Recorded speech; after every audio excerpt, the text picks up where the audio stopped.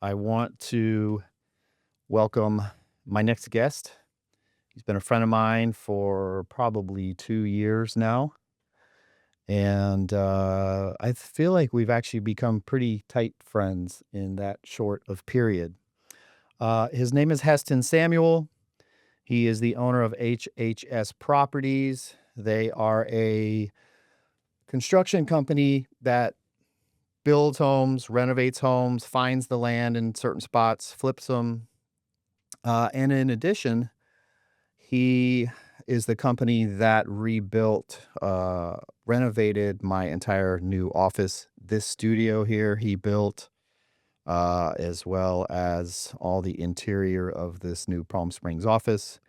And then I hired him to help me out and renovate the old Lake Worth office because we were having a hard time getting it leased out.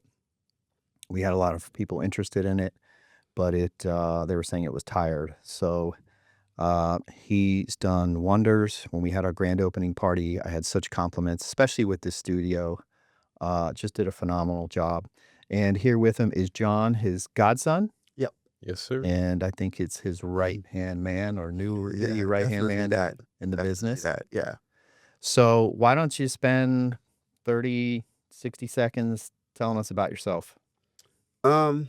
Originally from Trinidad, born and bred in Trinidad, migrated to New York, New Jersey. Like most New York people that live here, I got tired of the cold. And I just wanted to go where it was warm. Believe it or not, I actually had a tennis scholarship to come to Palm Beach many, many moons ago. So that's how I ended up here. Fell in love with the community, fell in love with the place, and just never left. Did you go to high school here?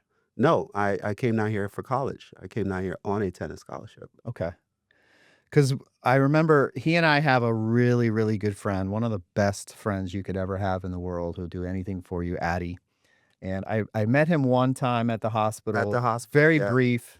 She had mentioned how I've been her good friend. He was her good friend as well, but we kind of never crossed paths. We just said, "Hey, what's up? How you doing?" That was it. And then we've never talked again. We were like taking shifts going to see her. I was either coming or going, Yeah. you were leaving or something like that. Yep.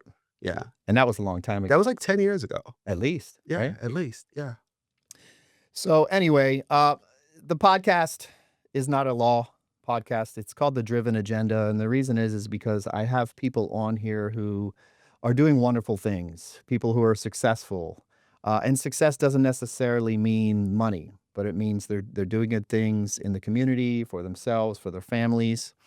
And obviously, I wanted to get you on because I thought of you because I like your story. And from knowing you these last 2 years, I really have our relationship has grown. And I've seen all the wonderful things that you've accomplished in the short amount of time that you've started this business. So, what is it that inspired you to getting into the home building, home renovating business in the first place? How did you even do this? To be honest, I worked with AT&T for like 24 years. I'm retired. Congrats on that. Right? Yeah. I think it's a great accomplishment to retire in your 40s and, to be able to do that, is pretty amazing. But working for someone, I just realized that I was greatly undervalued. I made a decent salary, but as far as the thing that drives me, nothing was there that really motivated me. I'd reached the peak. I was bored. It was just mundane. And even though I was there for such a long time, I never felt like I had job security. The management there would weaponize your employment. They knew you were making a decent salary and they took advantage of that and they talked down to you and that these are things that just didn't sit well with me. So once I saw the culture there, I always knew that, listen, I can go at any time because if they disrespect me, if they cross me, I'm not going to stand for it. And like I said, they weaponize your actual job. So from the minute I understood that, I always had other things in play. I always had the entrepreneurial spirit. Being from Trinidad, in the ghetto, a place called George Street, being from New York, the hustler was always in me. So having one stream of income never worked for me. And, I kind of prided myself on the fact that I'm never going to allow any one person or any one entity to control my destiny. So I was always looking for something else to make money. And I happened to meet through Addie, our same dear friend, her boyfriend at the time, Rodolfo, and he showed me, listen, I can do things. I walked in her office one day and he had remodeled the entire office. And I said, "You did this by yourself?" He's like, "Yeah." I'm like, "You did this by yourself?" He's like, "Yeah." And like the just light just went off, man. And I'm like, we need to get together. And I kind of bought a property that was run down. It was totally dilapidated. And he renovated it. He showed me, listen, I can do this all by myself. He had like one helper. And that was my first rental property. That's one of the things you kind of left that out. I'm also a landlord. And that's where it started, me being a landlord and him renovating that one property. And I'm like, if he can do that and turn that into something beautiful, because I'm telling you, this place was, the words can't describe how badly this place was, like leaks and water, because it was a frame um, um, property. It was framed, so there was leaks and mildew and mold and everything stunk and it needed a complete renovation. But we did it. It turned out beautiful, and it's one of my. I still own that property today. So that was the beginning. So it kind of turned the light bulb on for me, and I started buying property and actually flipping houses at that time. And Rodolfo started to hire people, and from flipping, that's when the market had crashed. So it turned out to be very lucrative. But that didn't, like all things, it ran its course, and as that got kinda crowded, everybody wanted to get into it. The foreclosures weren't what they used to be. We had gathered so much, equipment, experience, and knowledge because we had renovated burnt houses, we had, pulled permits, and I'm like, "If we could do all of this, we could build." And we tried our hand at building. Um, it worked out great. Turned out to be very, very, the experience was just beautiful. And, that ended up being another entity of the business where now we have rental property. Now we're building. Now we're also flipping. And then while building and renovating, people would always come and see the houses in the neighborhood and, oh, can you do that to my house? Can you do this? Can you do my kitchen like that? Can you do my bathroom like that? So that's where the renovations part of it kind of came in. So everything kind of just took on its own life and just grew. So now we have 4 or 5 different aspects of the business. And believe it or not, yeah, I have a website. Yeah, we have marketing people or whatever, but most of my clients are from word of mouth. I think those are the best type. That's same here with my business. Each year, word of mouth ends up getting more and more, and I think they're more quality too because they're coming from usually some other trusted source that had a good experience with you. And I do think that's in any business, for a business owner, the word of mouth is definitely referrals are definitely the top type of business you could get. Well, when you look at what's going on in the world, right? And scams in any business right now is just, I mean, it's crazy. It doesn't matter what you do, there's somebody scamming somebody, trying to take advantage of somebody. So when you, much like your business, and I've had experience personally dealing with you, where you have somebody that's fair, honest, and does quality, reliable work, I don't think you're ever going to be short of clients because you're really, at that point, you're in the minority. Do you understand? Most businesses right now, they're trying to get all they can get from you upon your one interaction with them, Yep. right? Whereas I know you, like myself, I'm trying to give you a quality product at a fair price.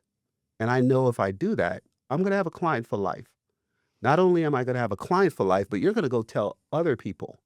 Do you understand? And I might get 10, 15, 20, 30 clients from this one client because I took care of them. The principles of business and customer service stand firm today. It's just unfortunate that a lot of business people, even the larger companies, have gotten away from these simple principles. And I know it's the key to my success. I believe it's the key to yours because I've seen you implement it. Just doing a great job, being reliable, and doing it for a fair price. For people who are thinking of starting a business, it's not for the weak.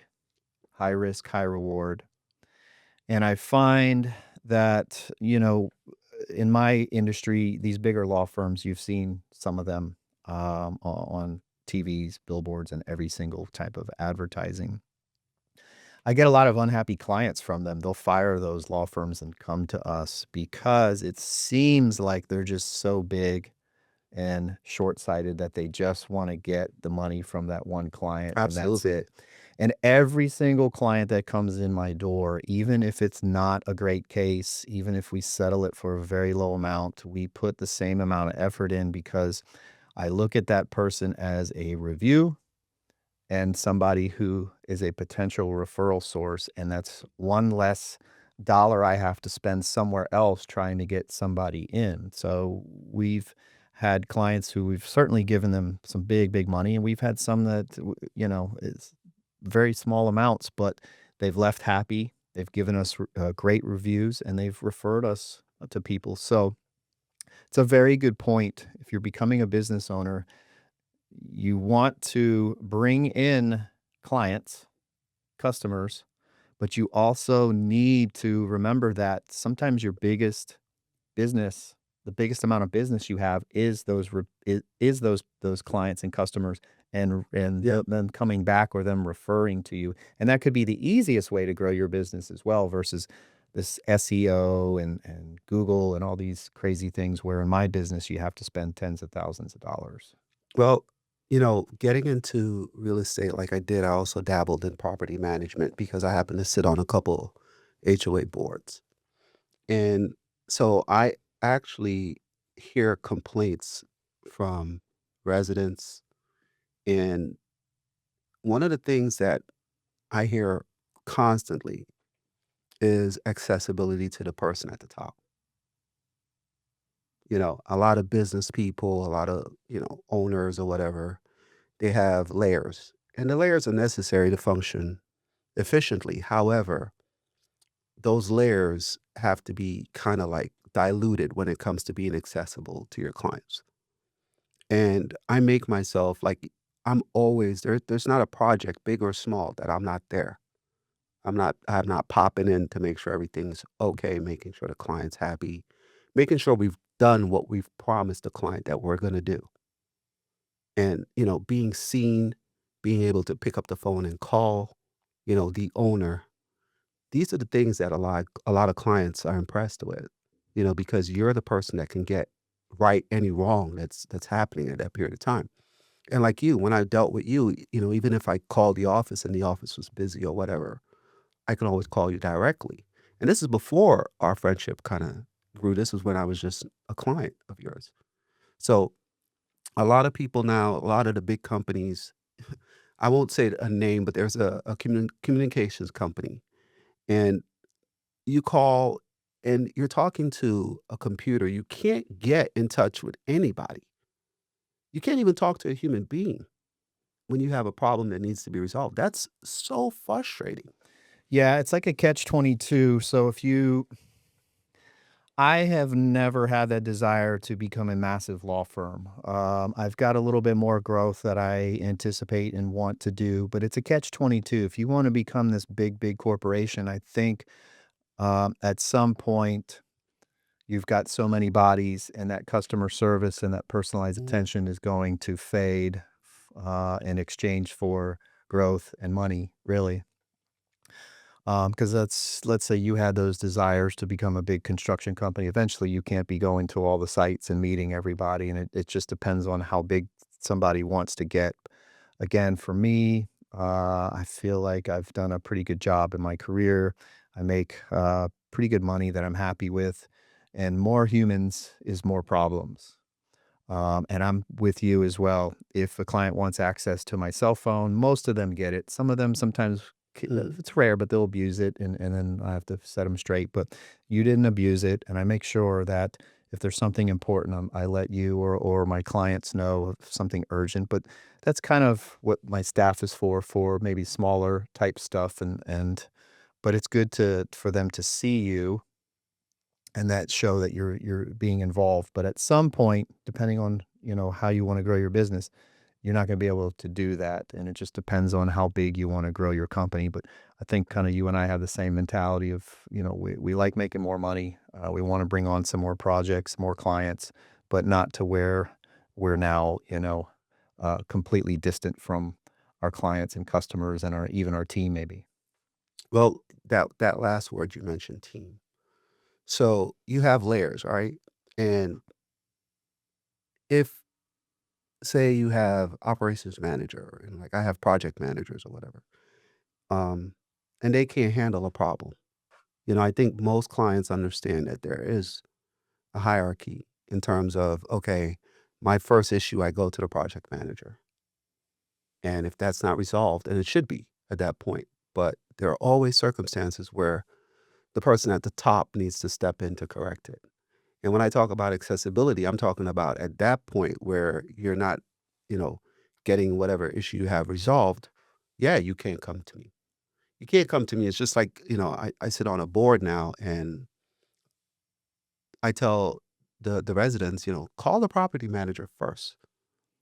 Let her attempt to resolve it. And if she doesn't resolve it, then you come to me because Right. I can't have 400, I have 400 and something units Mhm. in the property. I can't have 400 people trying to reach me or 200 people trying to reach me, 100 Yep. people trying to reach me. So when I say accessibility, I'm talking about, guess what? If they can't resolve it here, then guess what? You do have the opportunity, and I am accessible at that point to now, granted, honestly, not everyone gets that. You know what I'm saying? Yeah. Unfortunately, not everyone You can gets get that. different levels of that depending on the Yeah. person. Again, like I said, if they don't abuse it. Yeah. And I'm the same as you. You train your staff and you train your clients that these are the certain things that we will talk about and address, but I'm not here for you to call every day and to just talk. That's why I've got paralegals. That's why I have legal assistants. Yeah. Same with you. The people underneath you and I, they need to be sought after first and see if they can solve the problems, and then if they can't, then it gets escalated.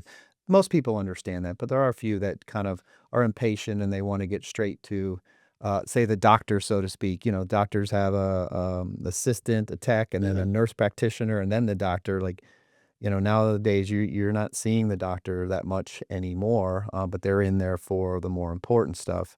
And I think it's kind of some people are just wanting to have mine and your attention, really, because I think we're good people, but we can't do that all the time. Yeah, I think, like what you just mentioned there, I think that's the first having a business, you should be a people person because you are going to be interacting with people. And I've dealt with some people that are so standoffish, and I'm like, "Why do you own a business? Because obviously you don't like dealing with people." I genuinely like dealing with people. I like the wow factor. I like impressing you. I like when you're done or when my guys leave or we're done with your remodel or whatever it is we're doing. I don't know how to say this without sounding a little bit cocky, but I love the compliments. I love the I don't think oh, that's cocky at all. That gives you motivation. yeah, Listen, if I love it. someone says, "You're doing an amazing job, you're a good human being on this planet," or "You're a piece of shit and you're horrible," I mean, we're all naturally going to feel better at a compliment, so that's not cocky. No, I love that part of it when, and I have implemented things with clients. One of those things is I won't talk to multiple people in the family. And that's because over the years you'll have like mom, I've actually had grandma calling. I'll have dad calling. I'll have one of the kids, the older kids calling, and they're all asking me the same question about the same thing. Right. When I've just, you know what I mean? Yeah, Like and they're not on the same page, they're taking. they're not under the household's not on the same Yeah. page. And now you're taking advantage of my Yep. time. So I always tell my clients I only deal with one person. Who's gonna be the Who's gonna be boss the and contact that's contact it. source? This is it. you, and you Yeah, can't and call me all day, then every you day. relay it down to your Exactly, family. and then you guys Yeah, exactly, relay it 'cause down to time your is family. money. It is. Money is money, but as you get older, and we talked about this earlier, John, time is just as important, if not more important than, making money, especially when we start getting into our age and getting up there, and we have things that we've got to do, and limited time to do that. And as a business owner, you'll realize that as well. You new business owners, especially myself, money was the the number one goal first. How do I make it? How much do I make? But then you start realizing that your time is just as valuable, if not more. If not more so. Yes. Yeah, I would say more so. Yep. And Let me. Mhm. I didn't mean to cut you off. I apologize. How many people are on your team total? uh, 6? Okay. And you've got partnership with realtors as well. Yes, Okay. yes. So how do you? Let's talk about a home. Mhm, I know that you have built homes in Sebring and Port St. Lucie, mhm. correct? Yeah. And my understanding is you have somebody that finds you the land for a good deal, you evaluate it, you buy it, and then you begin the construction process, and then you sell it. Tell me briefly how that that whole process works. Well, believe it or not, you left out the lengthiest aspect of it, and that's applying for the permit. And, different cities and municipalities and counties are all different in their operation, but the layout is similar, but their actual how, when, is different. Um, Port St. Lucie is one of the most difficult, cumbersome cities to deal with. Um, Out in Sebring, they're a lot more lax. Even calling the city, they have time for you. They talk to you. Mhm. They'll help you out.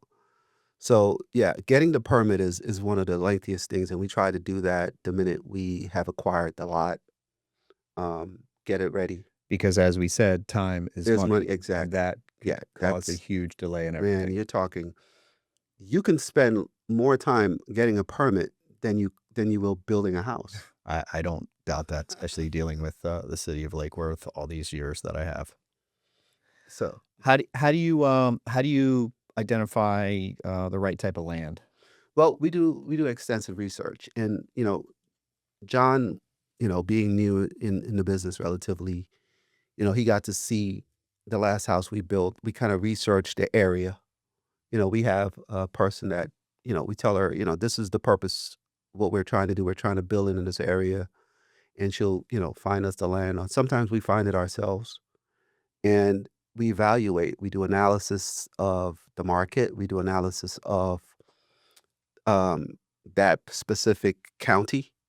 As far as different things, we kind of like storm potentials. Sebring supposedly is the retirement capital of Florida, which is the retirement capital of America. Mhm. So we had pretty much ran some numbers, and we also looked into the fact that a lot of people in West Palm, in South Florida, were migrating to that area before we built up there. So these are a bunch of things, factors that we take into consideration Right. before we move into somewhere like Port St. Lucie is already congested. And believe it or not, a lot of people don't understand how congestion, movement, fluctuation, all these things impact building. And funny, I use the word impact because that's exactly what it's called. It's called impact fees. Port St. Lucie, your impact fees are running about 17, $18,000, whereas in a place like Sebring, impact fees are zero. Wow. So that's 18, $20,000 that you've spent before you've done anything. Yep. Because Port St. Lucie is just growing so So much, so rapidly, now they're catching on absolutely. and Yeah, yeah, and yeah, that's what the and impact fees, it Sebring goes will to probably do the parks, same thing. recreation, Yep. schools, and, Sebring is an area, I love it out there. Everyone I've taken out there to build or to work for me, they've John will tell you, they've fallen in love. Yeah, they always say, "I wanna stay up here," to be They honest. are like, who can we talk to about buying land out here?" Mhm. Yeah, they're immediate it doesn't matter who we've sent. They go out there and they're like, "Wow, it's beautiful." So many lakes, beautiful lakes. The And lakes is the key for that place. well, yeah, and then when you look at, you know, the area we're in right now is called Spring Lakes. It's a it's a community with an 18-hole golf course. And what's the HOA out there? HOA is currently $50 for the year. Oh my With an gosh. 18-hole golf It's even course. cheaper than my, Yeah. house in Georgia in the mountains. Wow. Yeah. With the eight and this golf course has a clubhouse where you could go have Basketball court. basketball courts. It is spacious. It's beautiful. So there are places in Florida that people could still go that are affordable. I know I saw the stats, the most amount of people, ever have left Florida this year because of affordability. But I guess if you depending on, where you wanna go and what kinda research you do, there still are a few pockets left that you can Well, stay here. based on the research, those are the types of pockets that, you have to, like you said, time. You have to get out there now. Mm. Now it reminds me of Port St. Lucie 25 years ago. Right. Yeah. And you see where Port St. Lucie is right Yeah, now. and it's only getting bigger and bigger. I Yeah. mean, I've heard the big projects that are going on there. Who would have thought it years ago? Yeah. Especially me when I was much younger, being here most of my life. Well, for someone like me, where the big builders have come in and taken over West Palm, taken over, Delray, the South Florida area, where you can barely get a lot. Sebring offers me opportunity. Yep. I can do a big project. I can do development. I can get, 30, 40 acres and get with my architects. And I forgot to mention that. That's one of the fun things for me, getting with my architect, sitting there and designing the house or designing a entire community, Coming up with something from scratch, coming up with seeing it something. come to That's life. growing up in the islands, man. Like you don't even understand how massive the world is. You don't even understand that certain passions that you have burning inside of you that you're never going to get to fulfill until you actually branch out. And if I had a do over, and I don't believe in regrets, but just to say, if I had a do over, I would have gotten into this way earlier. There's not one aspect of it that I don't like. I am a creator, and I've just accepted that fact because that's when I feel the most useful. When I'm sitting there with a blank canvas and I'm thinking of a house or how I want to design it, what I want to do where. In the younger generation, because I have an 11-year-old daughter, and what I emphasize to her is nothing, you get nothing without being responsible, diligent, you know, without having a dogmatic attitude in this lifetime. You're not going to get anywhere because everything that I do, there's research in it. Dude, I get house magazines. I'm looking up the new latest designs of what's coming. And because things change so rapidly. Right. So I have to appeal to clients. I have to offer them. And a lot of clients just want change. Yeah, but they don't, and then they don't know what they want. Not Exactly. good at Like, visualizing it. dude, so many like you, right? And to anyone's listening to this, I have to give this man his kudos because he had a vision for this office. And for once, I did not see his vision. I'm usually great picking clients' his brain and jumping on board. I did not see his vision, but I trusted him and I just followed his orders and everything came out beautifully. But most clients, they'll tell you, just make it nice. You know how to make it, they'll have like a color scheme and that's it. And to be able to help them with that, and we actually have a couple people that can actually guide them along in that manner, Mhm. in terms of, okay, so you have an idea, but you're not 100% sure what you want to do. But I've learned that I am a creator. I like Feels good, the creativity yeah. aspect of it. Yeah, I've been very doing a lot fulfilling. more of that even in my business, even though I'm in law, between the podcasts and coming up with this studio, look in the office. Feels good. It's cool. I've been enjoying that and, riding on that, little platform for a little while with the creativity part. Yeah, yeah. I mean, even John here, he's starting to, and he's become a bit of a perfectionist in his work. It's good. Yeah, yeah, he's kind of picked up because that's the one thing I got to say about everybody that works for me. They take pride in what they do.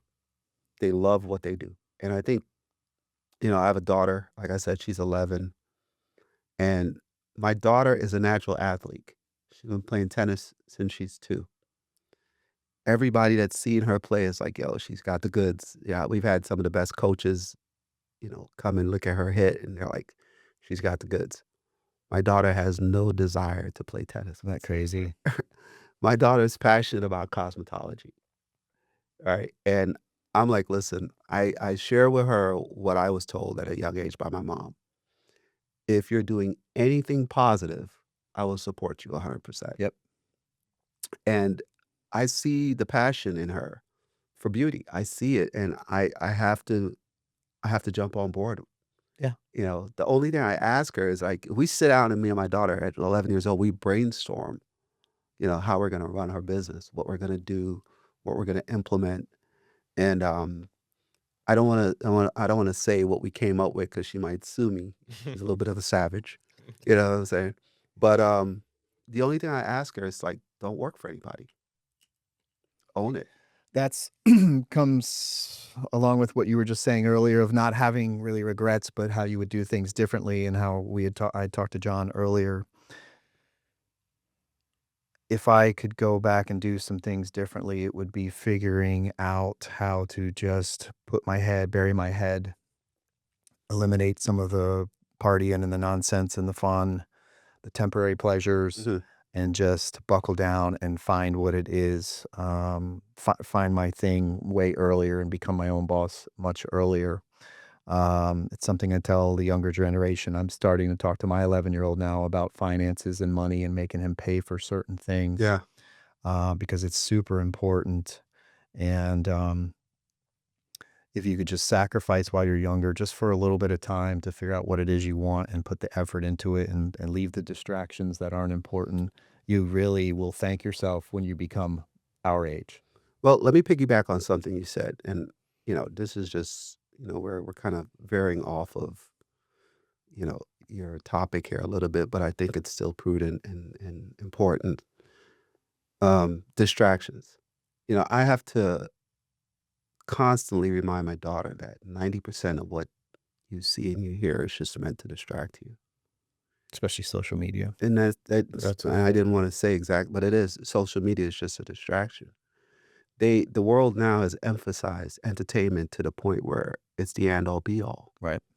and it's not. Everyone wants to be an entrepreneur, but they Yeah. don't really know how they want to do it. They just Yeah, really want to be one. my coach had a camp. He had about 20 something kids, my daughter being one of them, and he asked the kids, "What do you guys wanna be when you grow up?"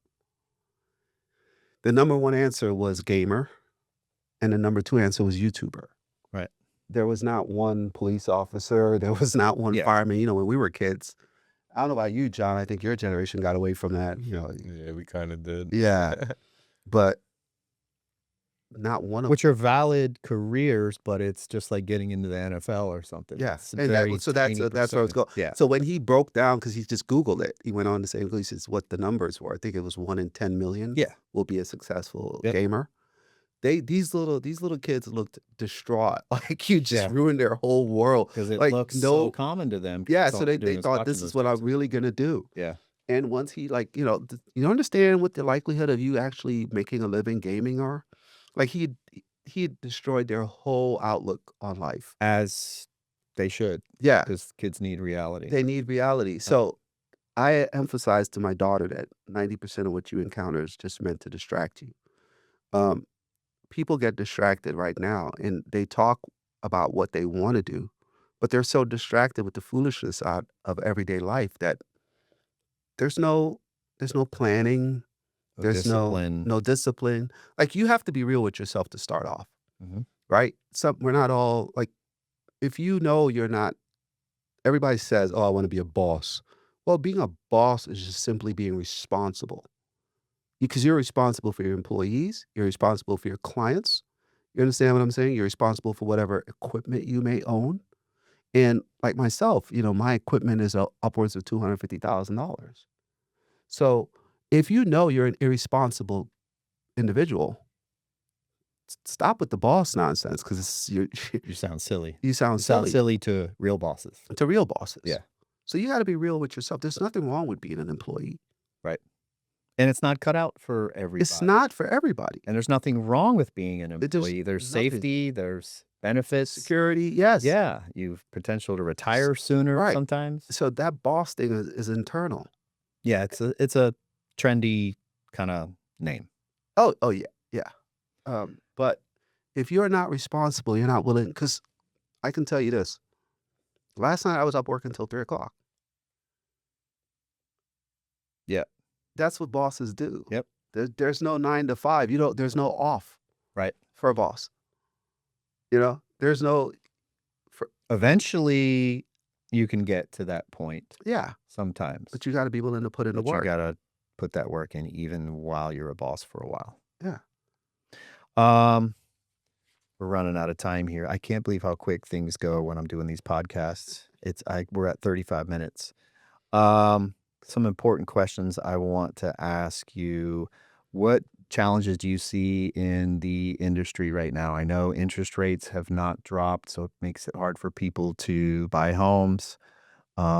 There's always land issues in Florida. Are you seeing any of those in your business? Um, well, the beauty of me being diverse is that when one aspect of my business is kinda like taking a lull, my portfolio is set up to counterbalance. For example, my rentals. I it's like the last what was it, 60 people trying to get in the last I can't get tenants out, Wow. and when I do have an availability, it's like that, they're gone.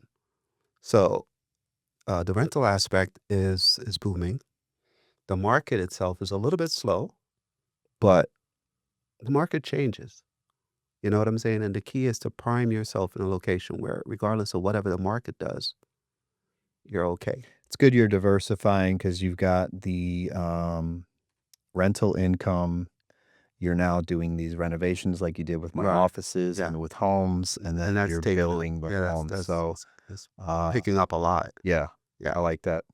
And that's what business people need to do. Even if you're doing well, last year was my biggest year ever, but I knew this year was going to be a 30% cut in my entire industry. Right. All of my attorney friends this year knew there was going to be a cut, but all of us made a bunch of money last year. So you have to plan for that. And when you have a good year, you can't just be throwing that money away. Yeah, I projections. threw extra money in CDs. It's earned me great interest of just sitting there, and then I've been using a little bit of that money for the temporary down market. So you have to see things ahead of time, and even when you do well, doesn't mean the money's always going to be there. Yeah, definitely. Um, to close things out, I told you the podcast is called The Driven Agenda, and what is it? Is there some? What is it that keeps you driven? Honestly, I would say just never forgetting where you come from. I look at my life and I look at my humble beginnings, and I'm humble is the best word that I can say. And I constantly am reminded how blessed I am. I'm constantly reminded of how much further I want to go. And it's not just for me, I have my godson here, I have my daughter, they're the future. It's about them. Yep. I'm blessed. Like the only thing lacking in my life is a good woman. I've exceeded my own Yeah, expectations. yeah. It's like Christmas time comes and it's like, what do I want? Well, honestly, just the everything I want, I have. God is great. Now I kind of put my energy into making sure they're okay, and just building my business and building my business for them. Right. That's my motivation. You know, I don't want them to. I've worked hard, man, in this life, and I firmly believe in the entrepreneurial way. And giving back. Yeah, absolutely. That's one of the biggest parts of it. And luckily for me, I think John here is a big giver. He's always, helping. He understands that part of it. And my Thank you. daughter, who is like I said before, is a complete savage, but she will, she understands giving back. She understands helping others. And I'm blessed for that because that's an important part of Yes. not just who I am, but an important part of my Right. business. But let me say something now.